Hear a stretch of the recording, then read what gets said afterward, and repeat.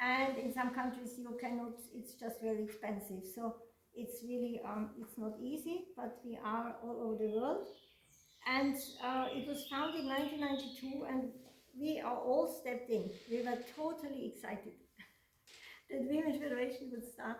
I think we were more excited than young people, women now, maybe, because we felt this is really a turnaround. A new age is starting with us as women to be on the, not on the front alone, but to be together with the men and to have a space to create our, put our ideas into practice. So my children were small, your children were small, we all had small children, but we took the time to meet from 9 o'clock in the evening to midnight, because then the children would sleep and some husband would look after them. It's more easier when they're sleeping. So I wouldn't be able to do this now. We were very excited to bring a new wave of womanhood, to present what are we really as women, because so much difficulty, so much suppression for women in history, in all the different cultures, and in some cultures still it's not so easy. But to really give ourselves the space to be active, to have activities, to create events, to create the subjects, what do we want to talk about, and to realize that we are successful even with much less time for preparation, because we didn't have much time, because we had the children and we started working. All of us, we started working at some point, at least part-time, really was full-time. So we have and then because of Japan, we started on an international foundation, I must say. This foundation was by a unification movement already, so this Women's Federation came on a foundation. Therefore it could spread internationally so fast, and the women jumped on the train. So one of the biggest chapters is Japan. Japan are very, very many active people, and Women's Federation Japan went in 160 countries, and they started with humanitarian projects.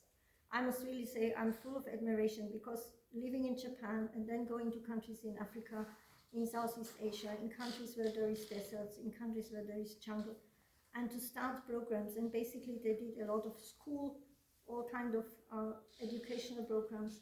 In some countries they also developed microcredit, so support the women, that women can earn some money with a little bit of, for us, not much money, but it helps them to expand their businesses so they can send their children to school. And because of this investment, we could get this ECOSOC status, this ECOSOC consultative status with this Economic and Social Council after 3 years. Yeah. And this really brings such an amazing possibility, because with ECOSOC NGO, you can go to the UN, you get your badge, a few of us can get badge every year, but you also checked every 4 years. It's not something that you get and then you have it. Every 4 years you have to collect all the reports and make sure you never say anything bad. You can think what you want to think or what you think, but you can only talk about best practice. So we are very educated again and again. Talk about what you're doing, where you bring solutions. Don't talk about what countries are not doing good. Because no blame, no shame. Yeah, very strict role. For sometimes not easy to keep, and for some of our friends not easy to keep when they come to the UN, and then they see all the countries sitting there next to each other, according to the alphabet. Yeah. So, but this is what helps us to keep the position and do the good things, and with what you do, you also give a message. What you do, how you act, it gives a message. So this way, it's the more silent way serving. And we have offices in Geneva, in New York, Nairobi and Vienna, and there's different focuses.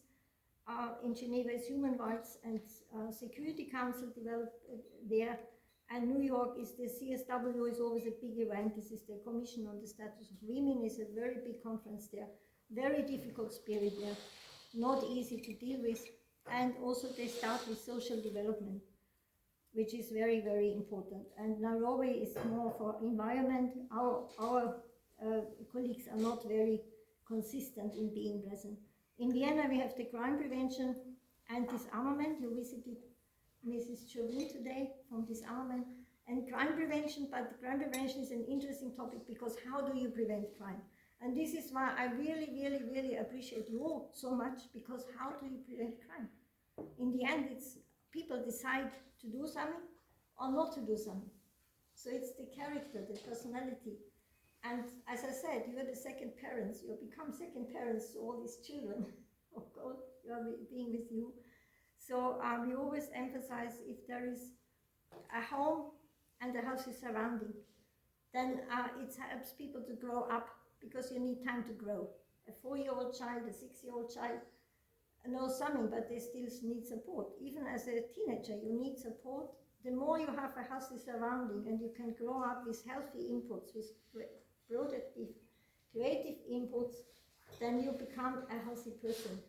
We have a colleague, she wanted to come, but she didn't, she's busy getting settled in Vienna. She's from Venezuela, but she is neurologist. Her topic is brain development. She's a medical doctor, and she likes to speak about this topic, how much the brain is developing even until we are 25, 26, 27 years old. So, and it never stops. I mean, we are not the same now as we were 20 years ago. We were different. So, next. So I have to look at the watch. I was sitting all morning, long time, because it was mentioned, you start with a vision. I feel so important that you have a vision in your life. I'm not asking you what vision you have, but I felt also when I was young, when I had a vision for what I'm doing. I'm not a teacher, I was occupational therapist, so also very intensely dealing with people. And I feel with teachers it's overlapping, because you're also dealing with children, even growing up people. And I like my profession very, very much, I must really say. To help people, because you're accompanying them, you have to understand better than they do sometimes what they need. How can you help them? What is really a help for them? It's very challenging, but I like this job very much. And I really felt when I have a vision for my work, then everybody will join my work. I was working in an old people's home, almost 20 years. Also my first year in England was in an old people's home, because they took me there with my not so good English from Austria. No one else wanted that, the young ones didn't like to work so much with the old peoples, but I liked it very much. And I felt when I have a vision what I want to do, why do I go to work with old people, with elderly? I thought I want to help them to have more life, to still have life going on. We were baking, we were cooking, we were making excursions, and I made them talk, that they have chances to talk about their life. And then everybody was they were all supporting me. The nurses, everyone in the whole house was supporting me for birthday parties for these people who could not help themselves anymore. So no one would celebrate their birthdays, or their family maybe, but we made birthday parties, amazing things.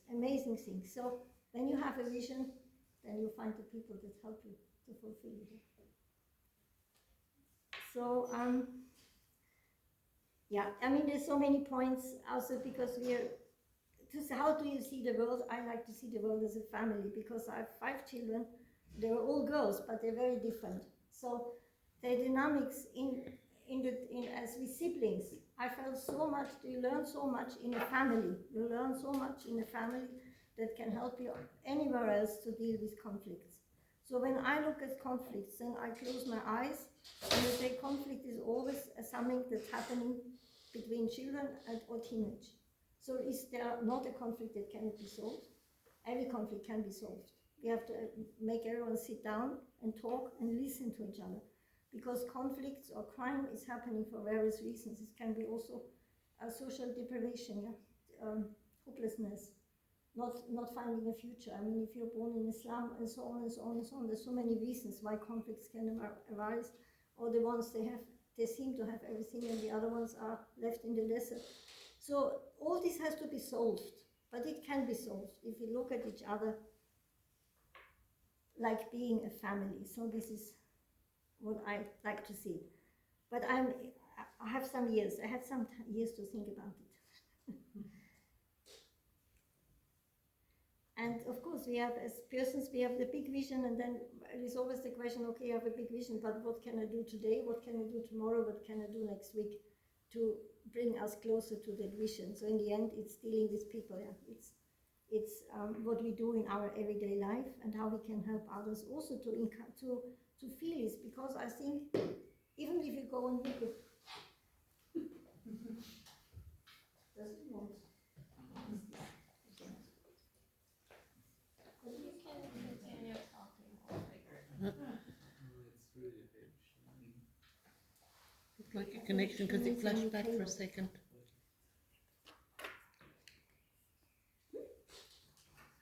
Also I moved the laptop.